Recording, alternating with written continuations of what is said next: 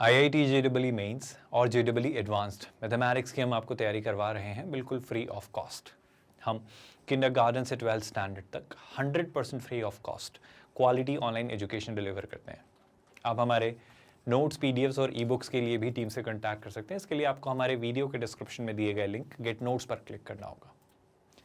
Philosophy बहुत sorted सी है, हम हर एक चैप्टर को पढ़ रहे हैं। ये 5 यूनिट्स, 5 चंक्स, 5 सेगमेंट्स में डिवाइडेड हैं, जो कि हैं coordinate geometry, calculus, vectors in 3D, algebra और ट्रिग्नोमेट्री। कोऑर्डिनेट लगभग खत्म होने को है, फाइनल चैप्टर आपका, उसका फाइनल पार्ट JEE एडवांस्ड के प्रीवियस ईयर्स क्वेश्चंस हाइपरबोला के हम करें। इसके बाद हम calculus, vectors in 3D, algebra और ट्रिग्नोमेट्री के साथ पूरा सिलेबस आपका बहुत जल्द अच्छे समय में डिटेल्ड मैनर में कवर करेंगे। आई होप आप समझ पा रहे हैं चीज़ें किस तरीके से हमारी फ्लो हो रही हैं। हम थ्योरी कवर करते हैं, उसके साथ इलस्ट्रेशंस और एग्जाम्पल से हर कंसेप्ट को कंसोलिडेट करते हैं। फिर हम प्रैक्टिस क्वेश्चंस लेकर आते हैं, जिसके थ्रू आपको हर कैटेगरी के क्वेश्चंस का, हर वैरायटी के क्वेश्चन जो IIT JEE मेंस और JEE एडवांस्ड पूछती है, उससे आपको इंट्रोड्यूस करके केटर करवाते हैं। और फिर फाइनली JEE एडवांस्ड के PYQs के साथ उस चैप्टर को कल्मिनेट करते हैं। एक अच्छी, मजबूत, free of cost quality online education. With that, आज हमारे लिए क्या क्वेश्चंस अनफोल्ड होते हैं जरा उन्हें देखते हैं। पहला क्वेश्चन आपके लिए जो है, again multiple correct answer type question है। JEE एडवांस, जो कि उस वक्त IIT JEE के नाम से जानी जाती थी, 2012 में इसने क्वेश्चन को पूछा है।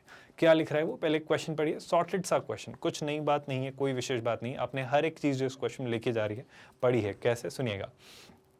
Tangents are drawn to this hyperbola. तो एक हाइपरबोला है, और अगर मैं इस हाइपरबोला को देखूं तो ये standard hyperbola x² minus y² is equal to 1। बहुत बढ़िया।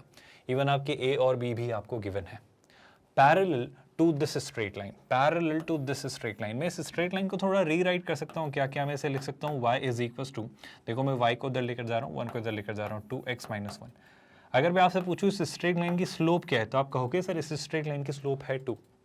अब अगर मैं इस हाइपरबोला की टेंजेंट बनाऊं, आई रिपीट माय स्टेटमेंट, अगर मैं इस हाइपरबोला की टेंजेंट बनाऊं तो शैल आई से, सर आप देख पाओगे, आप सोच पाओगे कि सर टेंजेंट की इक्वेशन पहले तो मुझे बताओ, फिर मैं इस पर आता हूं कि m से उसका क्या लेना देना है। अगर मेरे पास एक हाइपरबोला है, आप याद करिए, x² minus y² is equal to 1। तो क्या आपको याद है स्लोप फॉर्म में जो उसकी टेंजेंट की इक्वेशन होती है, वो होती है y is equal to mx plus minus under root over a² minus b²। अगर आप ये बात भूले नहीं हैं तो आई होप ये बात आपको याद है। तो यहीं से अगर मैं आपसे पूछूं एक टेंजेंट जिसकी स्लोप मुझे दे दी गई है डायरेक्टली एंड इनडायरेक्टली, और मुझसे पूछा जा रहा है उसकी टेंजेंट की इक्वेशन, और जहां पर मैं जानता हूं मुझे a² और b² की वैल्यूज भी नोन है, तो क्या मैं बिना ज्यादा दिमाग लगाए वो टेंजेंट्स की इक्वेशन लिख सकता हूँ? बिल्कुल लिख सकता हूँ। तो हम क्या लिखेंगे, हम लिखेंगे y is equal to mx।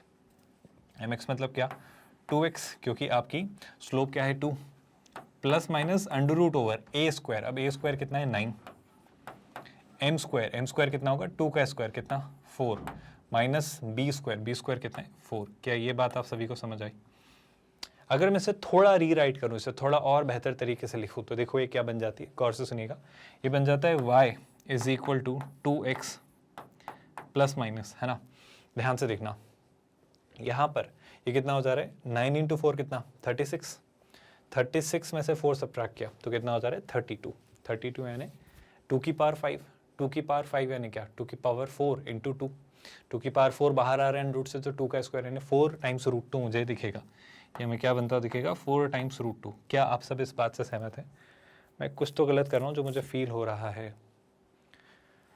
36 minus 4 32, 2 की पावर 5 बिल्कुल सही है, और 2 की पावर 5 में से 2 की पावर 4 अगर मैं देखूं तो इस तरीके से चीज़ें होनी चाहिए, बिल्कुल होनी चाहिए, बिल्कुल सही लिखा है, कुछ गलत नहीं किया है ना। चलो यहाँ से आगे बढ़ते हैं। तो ये अगर हमारी टेंजेंट की इक्वेशन आई है, जो कि आप सब डायरेक्टली निकाल सकते हो। ये कहानी फिर से दोहराई गई, ये कहानी आपको समझाई गई, पर मेरा मानना है कि अब आप इसे देखकर और इस बात को पढ़कर ये इक्वेशन तक डायरेक्टली इतना कुछ किए बिना आ सकते हो, आपको रिविजन के तौर पर बताई गई है। अब क्या वो पूछ रहा है, points of contact of the tangents on the hyperbola. अब वो आपसे ये पूछ रहे हैं कि ये जो टेंजेंट आपकी है, इसने हाइपरबोला को कहाँ कहाँ टच किया है। सर आप बस ये बता दो, क्वेश्चन आपका खत्म कर देंगे। मेरा कहना है, अब जरा ध्यान से देखो, अब बहुत ध्यान से देखो, इस इक्वेशन को हम रीराइट कर सकते हैं क्या? आप point of contact t is equal to 0 से भी निकाल सकते हो, उससे थोड़ी घुमा फिरा के बात आएगी, x1 y1 लोगे फिर निकालोगे फिर उसे कंपेयर करोगे। मैं कह रहा हूं कि उसके बजाय वैसे t इज इक्वल टू 0 में अप्लाई करेंगे, पर उससे पहले अगर मैं इस इक्वेशन को ध्यान से देखूं, इस इक्वेशन को अगर मैं ध्यान से देखूं तो इक्वेशन क्या है, गौर से सुनना। इस इक्वेशन को रीराइट करते हैं। देखो ये लिखा हुआ है, ध्यान से देखना, इसमें जो पहली बात तो ये लिखी है 4√2 को हम इधर ही रखते हैं, या इसको मैं उधर शिफ्ट करता हूँ और y को उधर लेकर आता हूँ, तो ये हो जाता है 2x minus Y is equals to plus minus 4√2 है। कोई फर्क नहीं पड़ता, क्योंकि आप बात समझना, ये क्या लिखा होगा 2x minus Y is equals to, आप कहोगे माइनस प्लस 4√2 लिख लो, एक ही बात है ना, आप माइनस लो या प्लस लो, कोई फर्क नहीं पड़ रहा, क्योंकि इधर तो एक ही साइन है सिंपल। यानी ये आपकी इक्वेशन जो है, हमने कुछ नहीं किया, हम y को इधर लेकर आ रहे हैं, इसको उधर लेकर जा रहे हैं, तो कोई खासा फर्क नहीं पड़ रहा है। जो माइनस प्लस है उसे प्लस माइनस अभी लिख लें तो कोई विशेष अंतर नहीं आएगा, ये वही बात है। तो पहली बात तो ये कि ये आपकी निकल कर आई है उस टेंजेंट की इक्वेशन या अदर टेंजेंट्स की इक्वेशन, ये वो टेंजेंट्स की इक्वेशन है। सबसे पहले तो ये बात समझ आई क्या? आई होप इस बात में तो कोई डाउट नहीं है। अब मैं आपसे ये कह रहा हूँ कि इस बात को इस तरीके से सोचो कि क्या आप मुझे इस हाइपरबोला की इक्वेशन ऑफ टेंजेंट बता सकते हो? इस हाइपरबोला की इक्वेशन ऑफ टेंजेंट मतलब क्या? मतलब मैं आपसे पूछना चाह रहा हूँ कि सोच के देखना, पॉइंट ऑफ कॉन्टैक्ट तक मैं आना चाह रहा हूँ। अब सारी बातें छोड़ो, आप ये बताओ, अगर एक हाइपरबोला हमारे पास है इस तरीके से, है ना, और इस पर किसी एक पॉइंट से, लेट्स से इस पर किसी एक पॉइंट से, है ना, एक आपका हाइपरबोला है और ये इसी पर एक पॉइंट है, लेट्स से कौन सा, x1, y1, इस पर अगर मैंने पॉइंट पर एक टेंजेंट ड्रॉ की कुछ इस तरीके से ना, ये पॉइंट ऑफ कॉन्टैक्ट है आपका, मान लो ये है वो x1, y1, तो इस पॉइंट पर इस हाइपरबोला के अगर मैं टेंजेंट ड्रॉ करूँ तो उसकी इक्वेशन क्या हम t इक्वल्स टू 0 से लिखते हैं? बिल्कुल लिखते हैं। अच्छा, हाइपरबोला की इक्वेशन क्या होती है sir? x² upon a² minus y² upon b² is equals to 1। क्या आप मेरी इस बात से सहमत हैं? हम एक एक करके दोनों साइंस एक एक बार लेंगे, पहले मैं प्लस साइन ले रहा हूँ, तो इक्वेशन क्या बन जा रही, उस बात पर मैं वापस आ रहा हूँ, पर पहले इसे गौर से देखो। सर ये हो जाता है x अपॉन, ध्यान से देखना, 4√2 अपॉन 2, तो ये कितना हो जाता है 2√2 minus y upon 4√2 is equals to 1। और जो दूसरी टेंजेंट होगी वो क्या बनेगी, माइनस 4√2 अगर मैं लाया तो ये हो जाता है माइनस x अपॉन कितना 2√2 plus y upon 4√2 is equal to 1। ये आपकी दो टेंजेंट्स की इक्वेशन आई है। आप सारी बातें छोड़िए, मुझे एक छोटी सी बात का जवाब दीजिए कि आप एक बात बताओ, इस हाइपरबोला पर अगर एक पॉइंट है x1, y1, तो उस पर अगर मैंने कोई टेंजेंट ड्रॉ की है तो क्या मैं उसको लिख सकता हूँ उस इक्वेशन को? हाँ सर, मैं t इज इक्वल टू 0 से लिख सकता हूँ। तो t इज इक्वल टू 0 क्या कहता है, x² को रिप्लेस करिए x1 से, आई होप आप समझ पा रहे हो, y² को रिप्लेस करिए y1 से, कोई दिक्कत तो नहीं है भाई, इज इक्वल टू 1। तो हमारे लॉजिक से ये वो टेंजेंट की इक्वेशन है। क्या आप ये बात समझ पा रहे हो?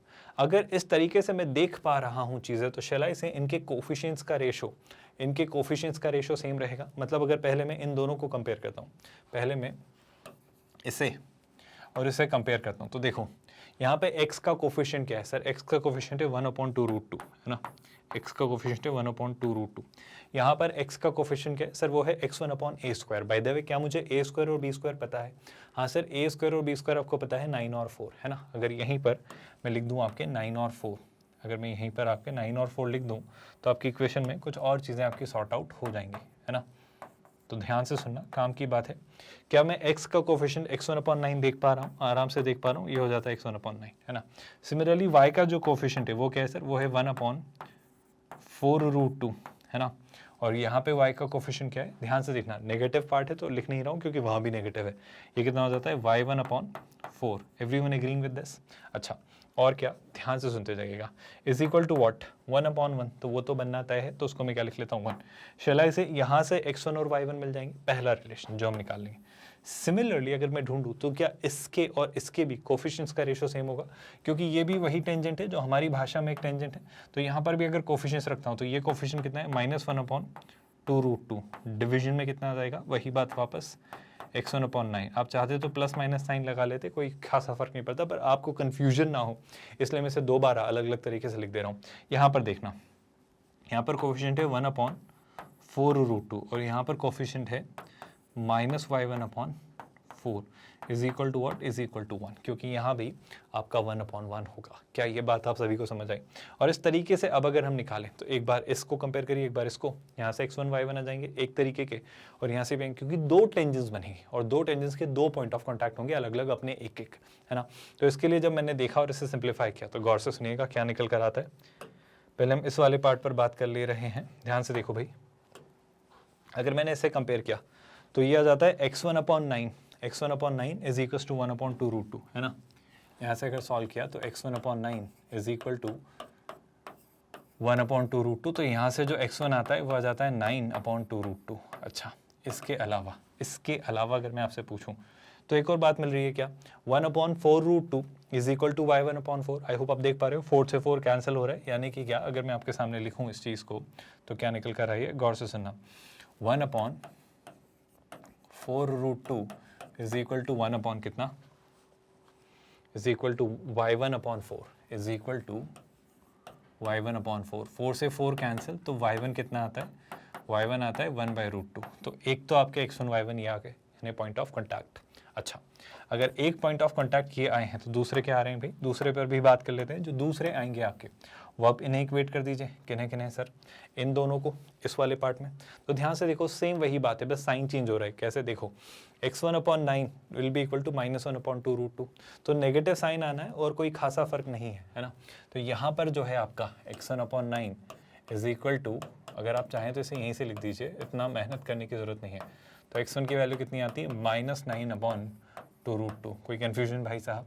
अच्छा, इसके अलावा अगर मैं आपसे पूछूं, ध्यान से सुनते जाइएगा, कोई कन्फ्यूजन हो तो बताइएगा।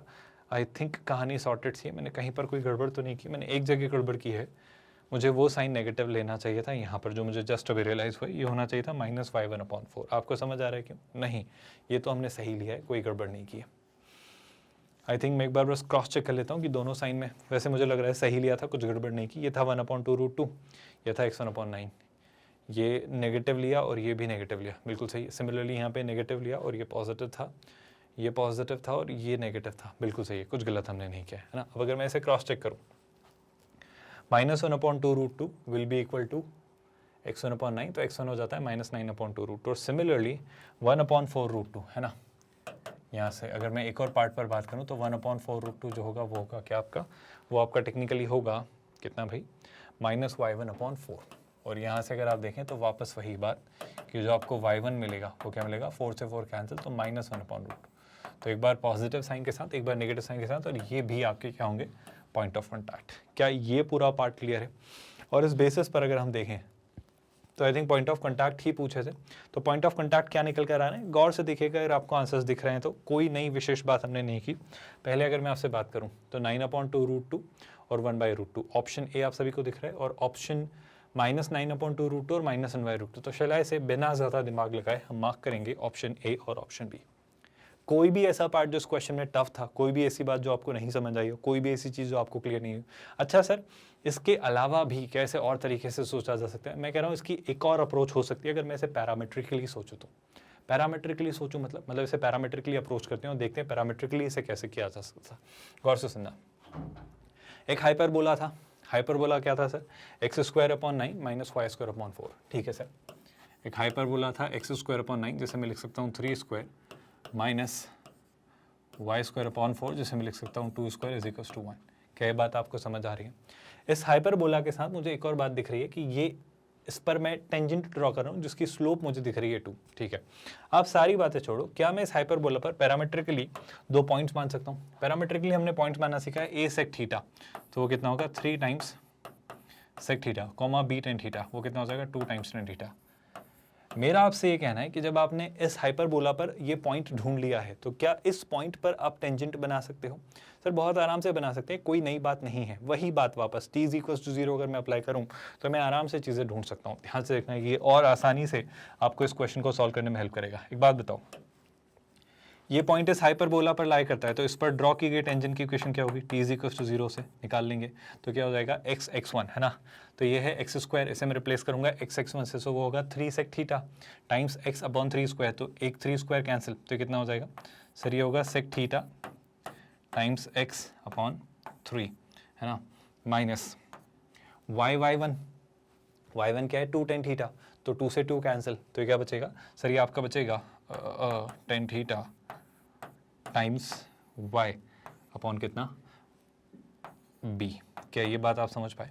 Is equal to what, is equal to 1। अब मेरा आपसे ये कहना है, क्या यहाँ से मैं इस टेंजेंट की स्लोप निकाल सकता हूँ? बिल्कुल निकाल सकता हूँ। अगर मैं थोड़ा सा चीज़ों को रीराइट करूँ, रीस्ट्रक्चर करूँ, तो देखो यहाँ से अगर हम टेंजेंट की स्लोप निकालें, गौर से देखिएगा भाई, टेंजेंट की स्लोप निकालने के लिए मैं y = mx + c फॉर्म ही यूज़ करूँगा। गौर से देखना, मैं इस वाले पार्ट को उधर और इस वाले पार्ट को इधर लाता हूँ, तो ध्यान से देखो ये क्या हो जाता है, sec थीटा टाइम्स x/3 है ना। तो पहले तो इसे यहाँ पर ऐसा लिख लेते हैं, यहाँ से देखना sec थीटा अपॉन 3 है ना, sec theta upon 3 times x I am keeping as it is, है ना। इस 1 को उठाकर इधर लाए तो क्या हो जाता है -1 इज इक्वल टू, ध्यान से देखना, tan theta upon 2 times y, क्या हो जाता है tan theta upon 2 times y। खैर एग्जाम में आपको ये सब लिखने की जरूरत नहीं है, आप बस अपना दिमाग लगाइए कि m क्या बनेगा, y is equal to mx plus c form बने तो फटाफट सोचो कि m क्या बनेगा। आप देख पा रहे हो जो y is equal to mx plus c form बनेगी उसको बनाने के लिए मैं 2 अपॉन tan थीटा से मल्टीप्लाई कर रहा हूँ, तो यहाँ पर मल्टीप्लाई किया तो कितना हो जाएगा 2 अपॉन 3 sec थीटा अपॉन कितना tan थीटा। क्या आप मेरी बात समझ पा रहे हो, है ना, टाइम्स व्हाट टाइम्स x। इसे भी सिंप्लीफाई कर सकते हैं बट अभी ऐसा ऐसा ही रखते हैं। अच्छा 2 अपॉन tan थीटा से यहाँ मल्टीप्लाई किया तो हो जाता है -2 अपॉन tan थीटा। इतना कुछ आपको करने की कतई आवश्यकता नहीं है, आप बस ये देखो कि इसमें जो आपका m बन रहा है, इसमें जो आपका m बन रहा है वो क्या बन रहा है, इस m को देखो sir, y is equal to mx plus c में हमारी जो स्लोप आ रही है वो है 2 upon 3 times sec theta upon tan theta, और हमारी जो टेंजेंट उन्होंने कही थी उसकी स्लोप क्या थी, जो उन्होंने कही थी उसकी स्लोप थी 2, और अगर ये दोनों टेंजेंट सेम है तो इनकी स्लोप सेम होगी, यानी क्या ये जो स्लोप है ये कितनी है 2 upon 3 sec theta upon tan theta, है ना। ये जो स्लोप है कितनी है 2 upon 3 sec theta upon tan theta. क्या मैं sec थीटा को 1 अपॉन cos थीटा और tan थीटा को sin theta upon cos theta लिख सकता हूँ, ऐसा क्यों कि आपको रियलाइज हो गया होगा, इज इक्वल टू वॉट 2, क्योंकि ये हमारे अकॉर्डिंग स्लोप है, ये उनके अकॉर्डिंग स्लोप है। इससे शायद मैं कुछ निकाल पाऊँ, बिल्कुल निकाल पाएंगे। ध्यान से देखो cos थीटा आर कैंसल्ड, 2 से 2 कैंसिल, क्या आप देख पा रहे हो भाई।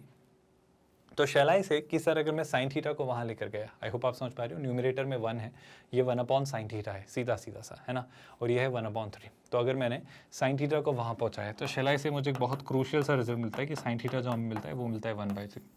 अब अगर मुझे पता चलता है कि साइन थीटा जो है वो 1/3 है, अगर साइन थीटा जो है वो 1/3 है, तो मैं सेक थीटा और tan थीटा तक पहुंचना चाहूँगा। क्यों? क्योंकि अगर मुझे सेक थीटा और tan थीटा पता चल गया तो शैलाई से मुझे वो पॉइंट ऑफ कॉन्टैक्ट पता चल जाएगा। Did you all understand the whole approach कि ये भी एक तरीका, तो ये एक आसान तरीका है। आई थिंक बहुत मुश्किल बात नहीं है अगर आपको हर बात जो सिखाई या पढ़ाई गई है वो याद है तो ध्यान से सुनना सर। अगर मैं चीज़ें समझूँ तो साइन थीटा कितना दिया है 1/3, यहाँ से सेक थीटा और tan थीटा निकालते हैं। सेक थीटा तक अगर मैं पहुँचना चाहूँ तो साइन थीटा से सेक थीटा मतलब कॉस थीटा निकाल सकता हूँ क्या? हाँ निकाल सकता हूँ। ध्यान से देखो साइन थीटा यानी sine square theta plus cos square theta कितना होता है 1, है ना। यहाँ से अगर मैं कॉस स्क्वायर थीटा निकालूँ तो कॉस स्क्वायर थीटा कितना हो जाएगा 1 माइनस साइन स्क्वायर थीटा यानी कितना 1 minus 1/9। I hope you all agree with that. तो कॉस थीटा कितना हो जाएगा सर? कॉस थीटा होगा आपका plus minus under root over 9 minus 1/9 which is what 8/9, है ना। तो ये हो जाता है 8/9।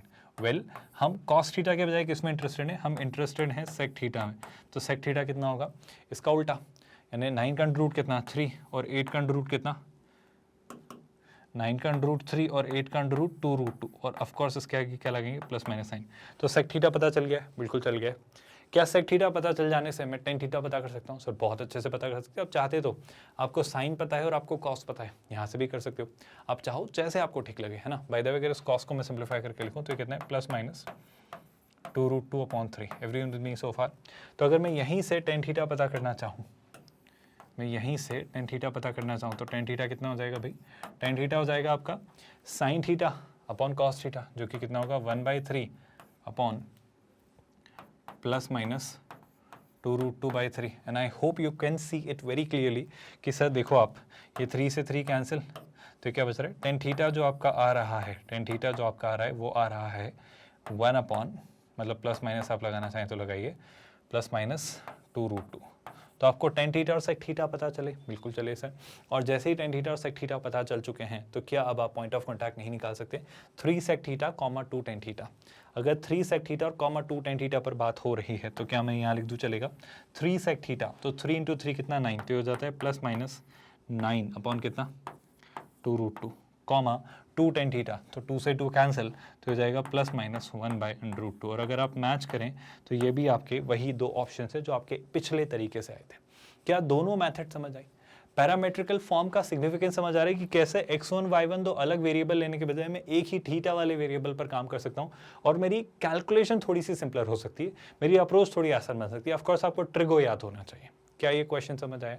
नेक्स्ट क्वेश्चन पर मूव करते हैं। JEE एडवांस ने 2015 में इस सवाल को पूछा, एक अच्छा मज़ेदार और बहुत क्लैरिटी वाला क्वेश्चन। आप रियलाइज़ करोगे कि बहुत मज़ेदार तरीके से वो काफ़ी सारी इंटरेस्टिंग चीज़ें आपसे एक एक करके पूछते हैं। मैं कहता हूँ सारी बातें छोड़ो, पहले तो हम ये सोचते हैं वो कह क्या रहा है।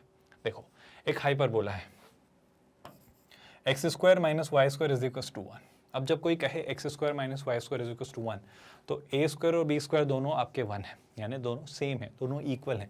और अगर दोनों सेम और इक्वल हैं, मतलब क्या, मतलब ये एक रेक्टेंगुलर या इक्विलैटरल हाइपरबोला है। पहली बात, क्या बात आपको समझ आई? और अगर ये एक रेक्टेंगुलर या इक्विलैटरल हाइपरबोला है, मतलब इसकी सेंट्रिसिटी कितनी होगी? 2।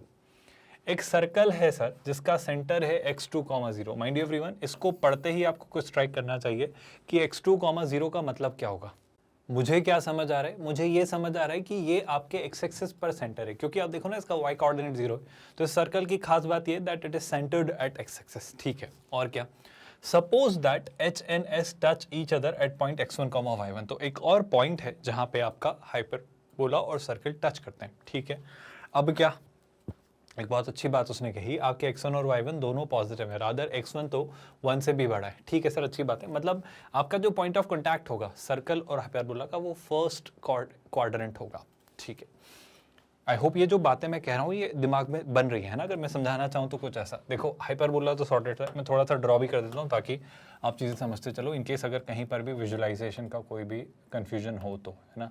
ये मान लिया जाए आपका y एक्सिस है, ये आपका एक्स एक्सिस और बेसिस पे आपको फर्स्ट क्वाड्रेंट मिला ही है ना।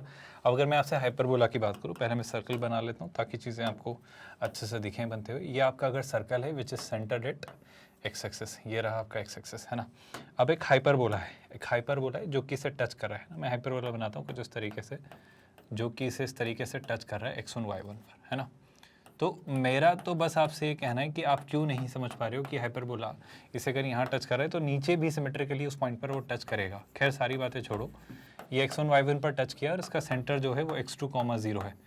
सर आपने इसको ऐसे ही क्यों लिया? अभी फिलहाल ले लिया मैंने, है ना, मतलब इस तरीके से बनाया है। पहली बात तो ये फर्स्ट क्वाड्रेंट में आना तय था, पॉइंट ऑफ कांटेक्ट, और इस तरीके से एक्स एक्सिस पर आना तय था। इधर भी बना सकते हो, पर फिर बनाओगे तो पॉइंट ऑफ कांटेक्ट वो आपका सेकंड क्वाड्रेंट में चला जाएगा और सारी बात बिगड़ जाएगी। तो इस तरीके से यही एक आइडियल प्लेसमेंट होगा इसके फिगर को ड्रॉ करने का। अब क्या, अब आगे बढ़ते हैं, है ना। The common tangent to h and s at p, है ना। p आपका क्या है? वो पॉइंट ऑफ कांटेक्ट। वहां पे जो आपकी कॉमन टेंजेंट है वो इंटरसेक्ट करती है एक्स एक्सिस को पॉइंट m पर। अच्छा, मैंने क्या किया, मैंने एक टेंजेंट बनाई, है ना। टेंजेंट कहाँ पे बनाई सर? इस पॉइंट पर P पर। तो ये जो P पॉइंट पर आपने जो टेंजेंट बनाई है वो लेट्स से ये रही।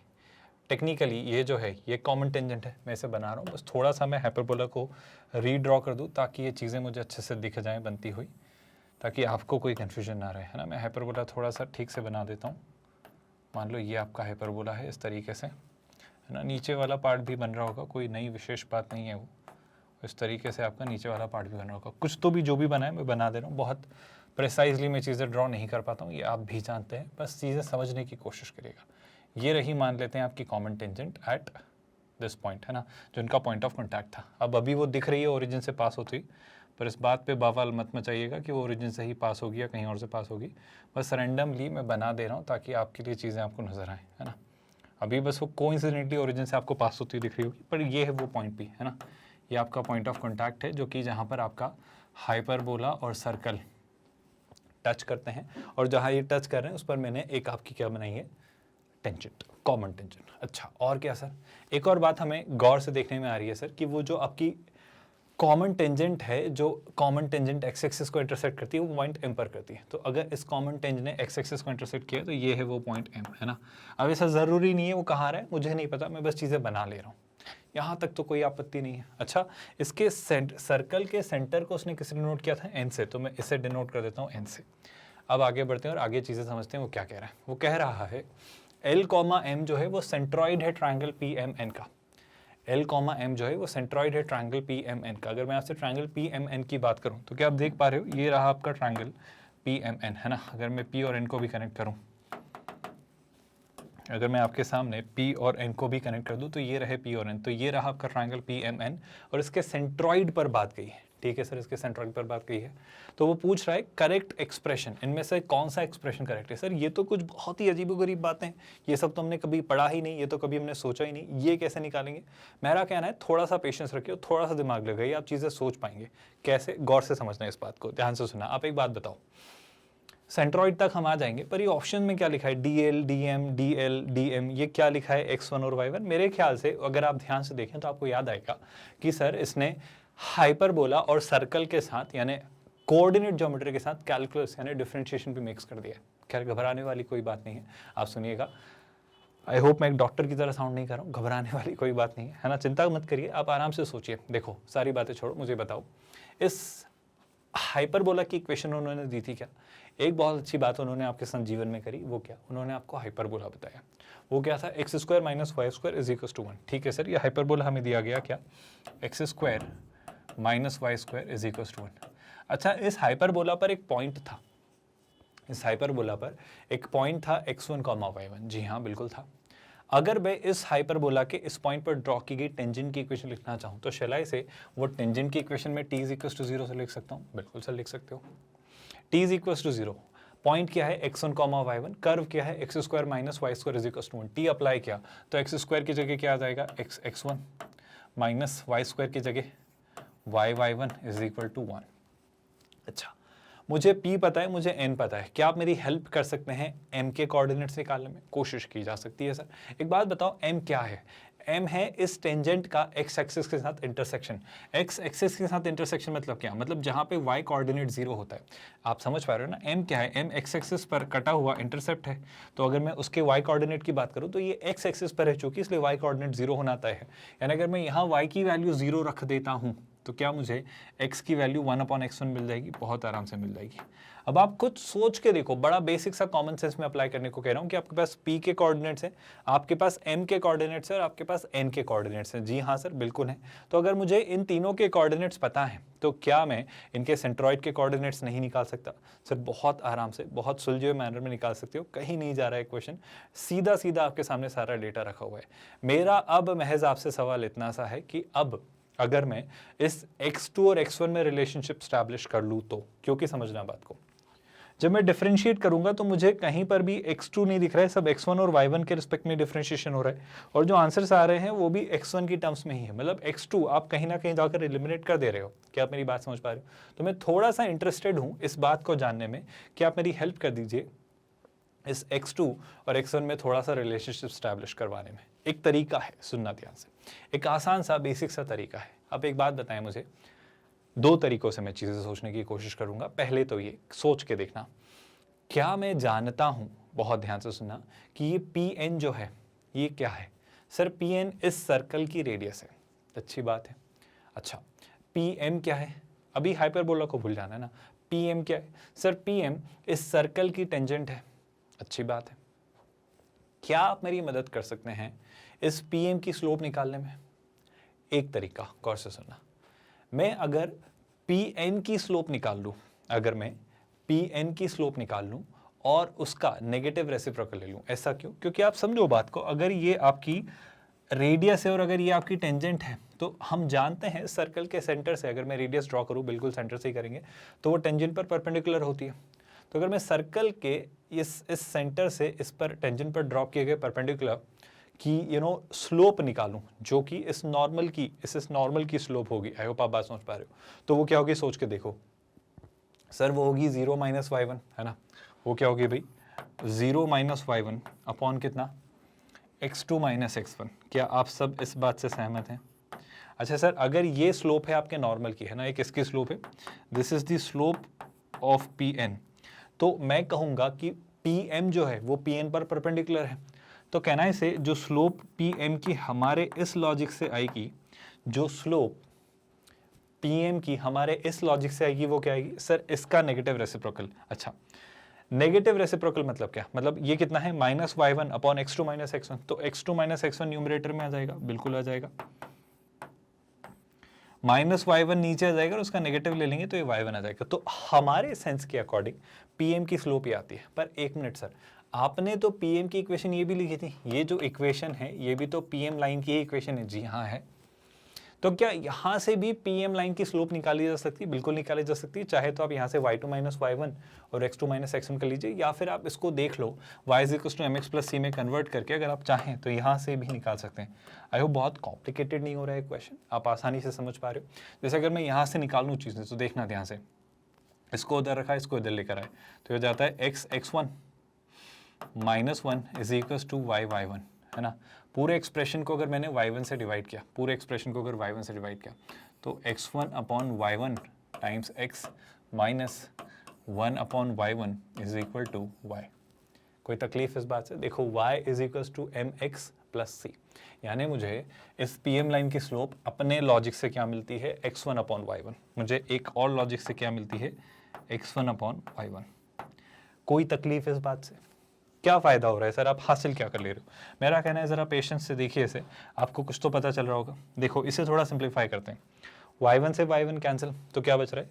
तो बच रहा है x2 minus x1 is equal to x1। क्या आप देख पा रहे हो? y1 से y1 कैंसिल, तो x2 minus x1 is equal to x1। और अगर मैं x1 को उधर लेकर गया, अगर इस x1 को उधर लेकर गया तो मुझे पता चलता है 2x1 is equal to x2। मतलब ये जो x2 है, ये जो लिखा हुआ है आपका x2, इसके कोऑर्डिनेट्स को क्या लिख सकता हूँ मैं? इसे लिख सकता हूँ 2 टाइम्स x1, 0। एक बहुत अच्छी बात तो मुझे पता चली, यहाँ तक कोई आपत्ति? अब देखो हमारे पास सॉर्टेड है 1 अपॉन x1, 0, 2 टाइम्स x1, 0 और x1, y1। बहुत बढ़िया। अब मेरा आपसे सवाल है, अगर मैं ट्रायंगल PMN का सेंट्रॉइड ढूंढना चाहता हूँ, मैं क्या ढूंढना चाह रहा हूँ?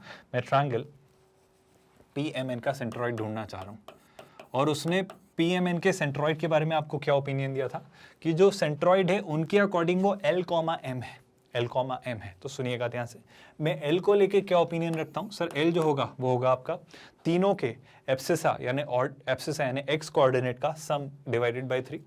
तो x1 plus 2x1 plus 1 upon x1।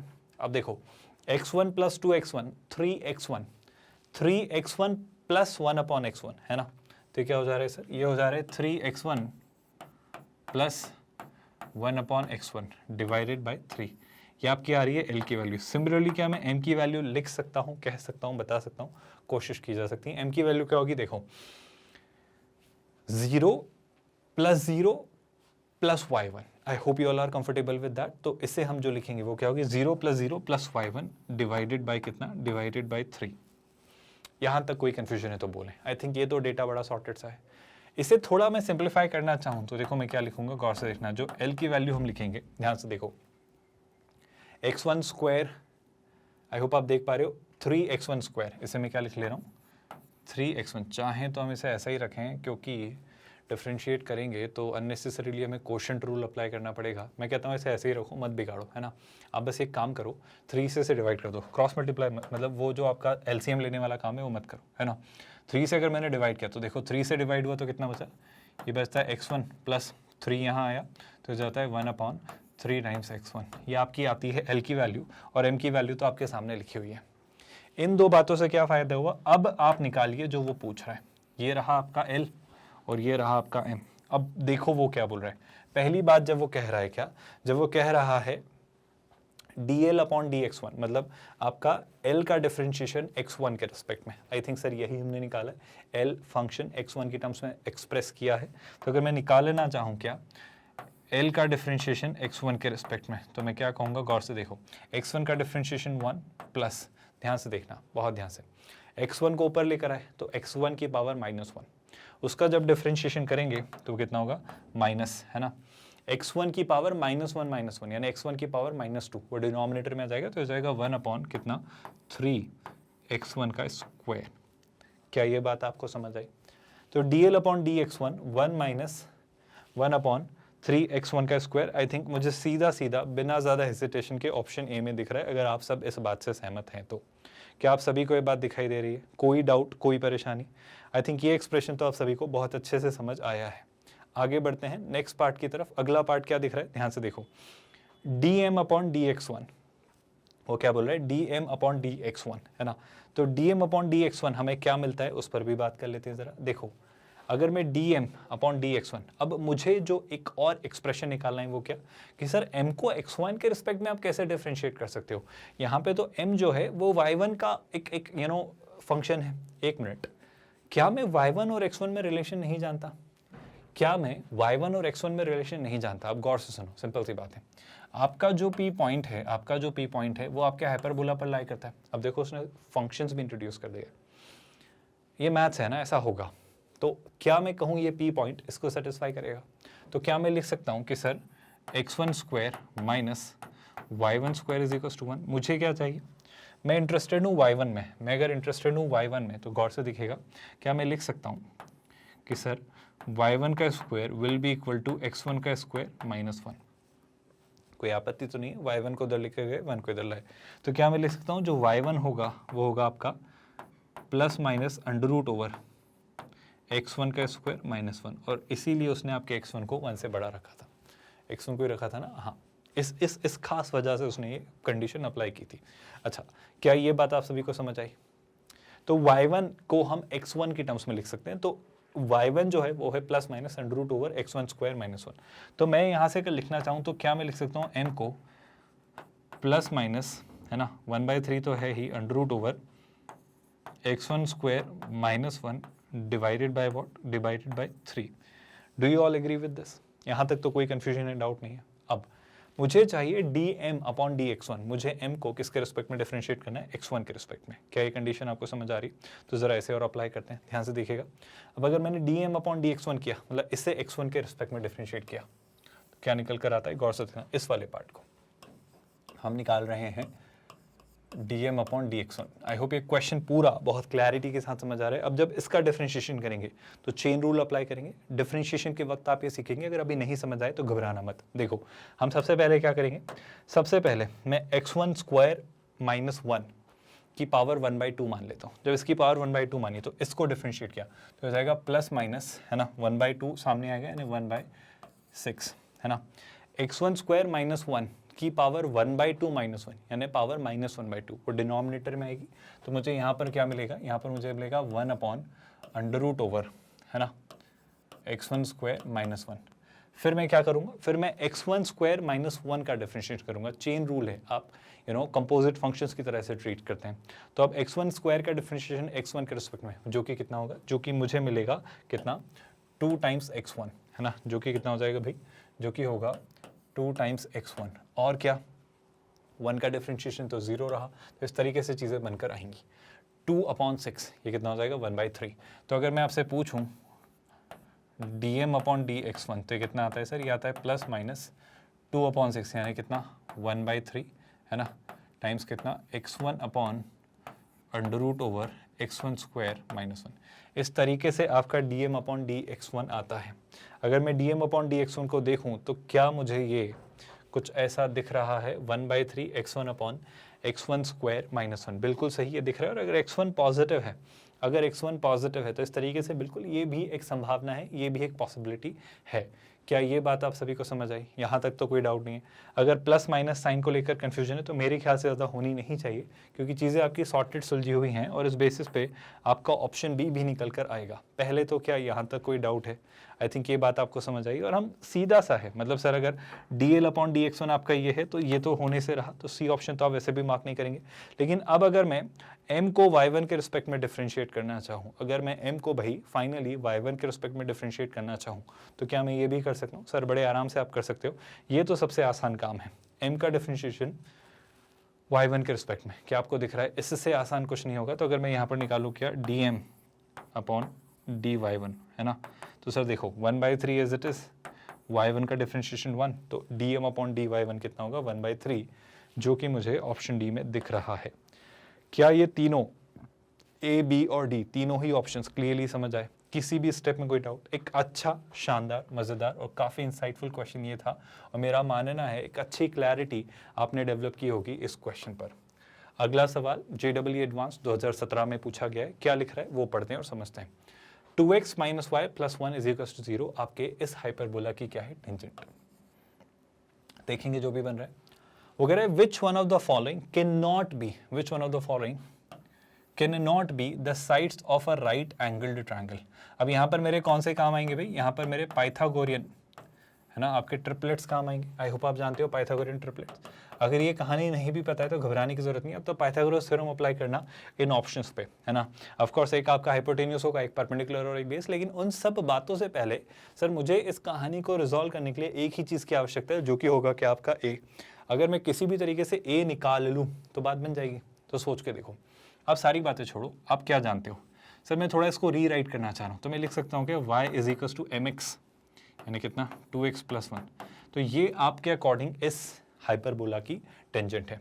कौन से हाइपरबोला की? x² upon a² minus y² upon 16 is equal to 1। आप सारी बातें छोड़िए, आप मुझे 2-3 बातों के जवाब दीजिए।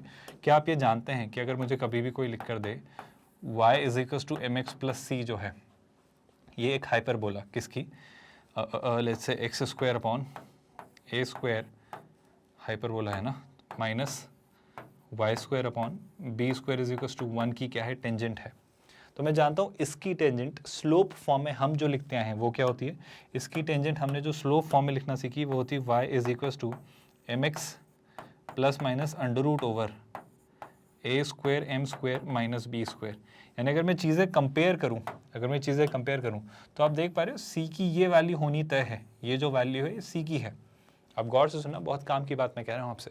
जो मैं c की वैल्यू आपसे कह रहा हूँ वो कितनी है सर, c की जो वैल्यू है वो है plus minus √/a² m² minus b²। Sir मुझे ना ये प्लस माइनस और अंडर से थोड़ी तकलीफ है, तो दोनों का स्क्वायर कर दूँ तो कितना हो जाएगा, c² is equal to a² m² minus b²। मेरा आपसे ये कहना है कि अगर आपको एक हाइपरबोला दे दिया जाए, x² upon a² minus y² upon b² और कोई कहे कि उसकी टेंजेंट है y equal to mx plus c, तो आप c a और b में और अदर m में, c a b और m में ये रिलेशन एस्टैब्लिश करना जानते हैं, हमने पढ़ा है।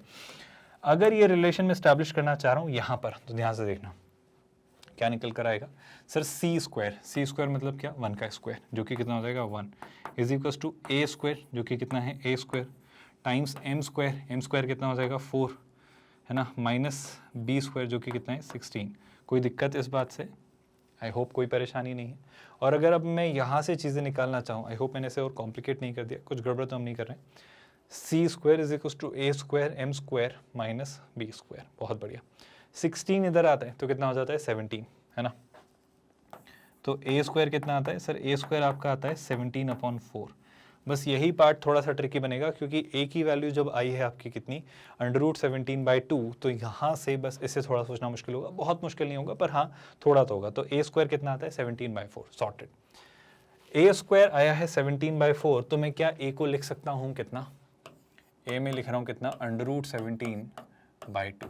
अब गौर से सुनिएगा, अगर a आया है √17/2 तो इन पर ज़रा बात कर लेते हैं। देखो एक जगह आपको 2a दे दिया और एक जगह a दे दिया, बस इसी पर बात करनी। तो मैं तो एक काम करता हूँ, 4,1 से और 8,1 से एक बार निकालते, पहले 4,1 से निकालते। 4 और 1 के लिए अगर मैं पाइथागोरस थ्योरम लगाऊं, है ना, सुनना, मैं 2a, मैं सारे पेयर आपके सामने लिख देता हूँ ताकि आपकी कन्फ्यूजन दूर हो जाए। पहला ऑप्शन है 2a, 4,1। 2a, 4,1 मतलब क्या, 2 से 2 कैंसिल, तो √17, 4,1। अच्छा, दूसरा ऑप्शन क्या है, दूसरा ऑप्शन है 2a, 8,1। तो 2a, 8,1, तो 8, 2a यानी कितना, √17,1। किसी कारण से ऐसा लिखा गया, बस आप थोड़ा पेशेंस रखें। अगला a, 4,1, a, 4,1 मतलब a ये रहा, आई होप आप देख पा रहे हो, है ना। तो ऐसे मैं लिख ले रहा हूँ क्या, इसे मैं लिख ले रहा हूँ a, है ना, इसे मैं क्या लिख रहा हूँ a, 4,1, तो 4a, 1। और एक और जो आपके पास ऑप्शन लिखा गया है वो क्या है, a, 4,2। तो a तो a है, a कितना है, √17/2, 4,2। ये आपको 3 वो ट्रिपलेट दे रहा है और वो पूछ रहा है इनमें से कौन सा राइट एंगल ट्रायंगल को रिप्रेजेंट करता है। तो मैं कहूँगा पाइथागोरस थ्योरम अप्लाई करूँ। हाइपोटेन्यूज जो होता है राइट एंगल ट्रायंगल में वो सबसे बड़ी साइड होती है। तो सबसे पहले तो देखो √17, √16 होता है 4, तो √17 क्या होगा, 4 से थोड़ा बड़ा, तो यहाँ पर सबसे बड़ी साइड ये है। अच्छा, यहाँ पर देखो सीधी सी बात है सर, ये होता है 4 पॉइंट समथिंग, ये है 8, तो सबसे बड़ी साइड है ये। √17 होगा 4 पॉइंट समथिंग, लेट्स से 4.2, समझाने के लिए आपको कह रहा हूँ, तो उसको 2 से डिवाइड किया तो 2.1, तो सबसे बड़ी साइड क्या रही है। फिर वही बात यहाँ पर भी सबसे बड़ी साइड ये रही। अब सुनिएगा ध्यान से, अगर मैं इन दोनों साइड्स के स्क्वायर्स का सम करूँ जो कि कितना होगा, देखो 4 का स्क्वायर 16 प्लस 1 का स्क्वायर 1, क्या वो √17 के स्क्वायर के इक्वल आ रहा है? सर आ तो रहा है, देखो आप 17 = 17, तो ऑप्शन ए तो आपका सही जा रहा है। आगे बढ़ते हैं, ऑप्शन बी, ऑप्शन ए सही गया है ना, ऑप्शन बी इनके स्क्वायर्स करते हैं। देखो 8 का स्क्वायर कितना होता है सर, 8 का स्क्वायर होता है, देखना है यहाँ से 8 का स्क्वायर कितना होता है 64 = √17 का स्क्वायर 17, 1 का स्क्वायर 1, 17 + 1 18 होता है और 18 64 के इक्वल नहीं है, तो ऑप्शन बी तो आपका गड़बड़ हो गया। ऑप्शन सी पर बात करते हैं। ऑप्शन सी में अगर मैंने आपसे पूछा तो कितना होता है 4 का स्क्वायर कितना 16 = इसका स्क्वायर क्या, तो कितना हो जाएगा, ये हो जाएगा सर 17/4, ये हो जाएगा 17/4 और ये हो जाता है +1, है ना। अगर थोड़ा सा भी ध्यान से देखें तो सर स्कोप नहीं बन रहा है, आप खुद देखो बहुत छोटी सी वैल्यू है, 4 के आसपास कुछ और ये 1 है, तो 5 के आसपास कुछ आना है, 16 तक जाने का सवाल ही नहीं उठता है, तो ये ऑप्शन भी आपका डिस्कार्ड होता है। इसको देखो ज़रा, यहाँ पर भी अगर मैं देखूँ तो ये हो जाता है 4 का स्क्वायर कितना 16, ये कितना हो रहा है सर, ये हो जा रहा है 17/4 और ये कितना हो जा रहा है 2 का स्क्वायर कितना हो जा रहा है 4। गौर से देखिए, फिर वही बात, ये समवेयर अराउंड कितना बन रहा है 4 का 4 टाइम्स, समवेयर अराउंड 4 + 4 8, 16 तक आने का सवाल ही नहीं उठता है। तो इस तरीके से एक ही पाइथागोरस इंटरपोलेट बन रहा है जो कि है आपका ऑप्शन ए, और इस बेसिस पे आप कौन सा ऑप्शन मार्क करेंगे, ऑप्शन ए, बी, सी और डी राइट एंगल्ड ट्रायंगल नहीं बना पाया। अब देखो उसने बेसिक सी ट्रायंगल की थ्योरी चेक कर ली कि आपको पाइथागोरस थ्योरम पता है नहीं, और उससे पहले अब जब इसको देखकर घबरा जाते उससे पहले उसने इस तरीके से पूछा, अच्छा बाय द वे मैंने गलत मार्क कर दिया है, मैंने बहुत गलती से मार्क किया, मुझे बस अभी कैन नॉट पढ़ने में आया, और इस तरीके से आप कहोगे। उसने पूछा which of the following can not be the sides of a right angled triangle, और इस तरीके से क्योंकि ये राइट एंगल ट्रायंगल की साइड है तो ये आंसर नहीं होगा, और आपके ये तीनों आंसर्स होंगे। आई एम रियली सॉरी, है ना, ये वर्ड मैंने जस्ट अभी पढ़ा, और देखो उसने भी आपको कैपिटल्स में दिया, बोल्ड करके दिया, आपको पढ़ने को कहा, पर फिर भी आप बेवकूफ़ी कर बैठे, और ऐसी बेवकूफ़ी जब आपके टीचर से होती है तो आप तो कर ही सकते हैं। तो ध्यान रखिएगा कि ये वर्ड्स को थोड़ा ध्यान से पढ़ें। हमने सब कुछ सही किया, हमने आंसर भी निकाला, पर बस क्वेश्चन ठीक से नहीं पढ़ने की वजह से गलत ऑप्शन मार्क किया। आई होप आप समझ पा रहे हो फ़र्क, है ना। तो इन सिली एरर्स को आप अवॉइड करें, इस तरीके की गलतियाँ ना करें, और इस तरीके से हम इस लेक्चर को यहाँ पर करेंगे एंड। एक अच्छा डिस्कशन हमने किया है। हम IIT JEE मेंस और JEE एडवांस्ड मैथमेटिक्स की आपको तैयारी करवा रहे हैं बिल्कुल फ्री ऑफ कॉस्ट। हम सारे चैप्टर्स कर रहे हैं 5 सेगमेंट्स, 5 चंक्स में हमने आपके प्रिपरेशन को डिवाइड किया है। हमने कोऑर्डिनेट ज्योमेट्री खत्म किया, फिर हम कैलकुलस, फिर हम vectors in 3D, then algebra और फिर ट्रिग्नोमेट्री करेंगे। इसके बाद हम क्या करेंगे, इसके बाद हम सबसे ज़रूरी, सबसे खास बात, हर चैप्टर के हर कंसेप्ट को सीखेंगे, उन्हें इलस्ट्रेशन और एग्जाम्पल से कंसोलिडेट करेंगे, और फिर फाइनली चैप्टर को बाइंड अप करेंगे एक्सरसाइजेस और JEE एडवांस्ड के प्रीवियस ईयर्स क्वेश्चंस के साथ। हम एक 100% free of cost quality online education platform है किंडरगार्टन से 12th स्टैंडर्ड तक। आप हमारे नोट्स, PDFs और ई-बुक्स के लिए टीम से कॉन्टैक्ट कर सकते हैं। इसके लिए आपको इस वीडियो के डिस्क्रिप्शन में दिए गए लिंक गेट नोट्स पर क्लिक करना होगा। With that let's call it a day here. ख्याल रखिए अपना। Thank you so much for watching this video.